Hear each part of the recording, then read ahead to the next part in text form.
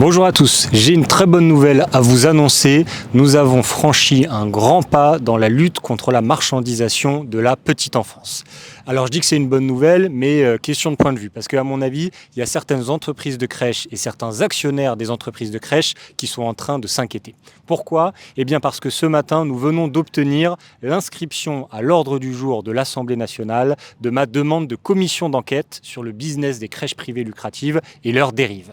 Hop, je vous montre le document, c'est la demande de commission d'enquête. Alors je refais un peu le fil de l'histoire pour ceux qui n'ont pas tout suivi. Vous savez que ça fait maintenant 20 ans que le secteur de la petite enfance est ouvert au secteur privé. Ce sont des grands groupes qui sont dirigés par des fonds d'investissement qui se sont développés et qui exercent une pression économique extrêmement forte sur les crèches pour dégager des profits. Et les conséquences de ça, eh bien, ce sont des coupes budgétaires à tous les niveaux qui provoquent de la maltraitance des professionnels comme des enfants. Et vous en avez peut-être entendu parler ces derniers mois, voire ces dernières semaines. Il y a énormément de scandales qui sont sortis, des enquêtes journalistiques. Je vais vous montrer les deux bouquins.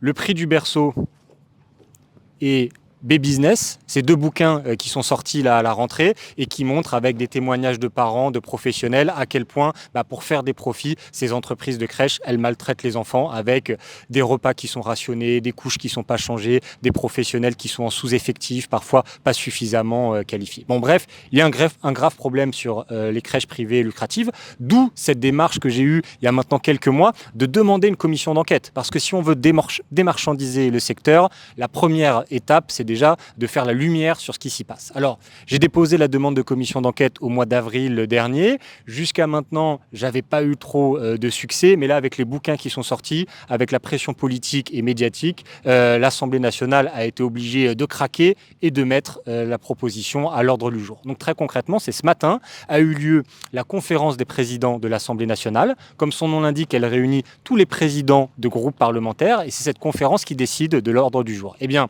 ma présidente, Mathilde Panot, présidente du groupe La France Insoumise, a proposé la commission d'enquête et à une seule exception près, qui est pas rien, c'est Sylvain Maillard, le président du groupe Renaissance, qui lui refusait d'étudier la commission d'enquête. Eh bien, il a été seul, donc il s'est retrouvé isolé et il n'a pas pu empêcher qu'on inscrive cette commission d'enquête à l'ordre du jour. Donc très concrètement, ça veut dire que fin novembre, début décembre, la date n'est pas encore fixée. Cette commission sera soumise au vote à l'Assemblée nationale et si on a un vote favorable, c'est parti, la commission est lancée. On peut convoquer les dirigeants de ces grands groupes de crèches, on peut convoquer leurs actionnaires et on peut leur demander de rendre des comptes. C'est quelque chose qui est important. Donc la bataille continue, il faut que la commission soit votée, ensuite il faut faire tout le travail au sein de la commission.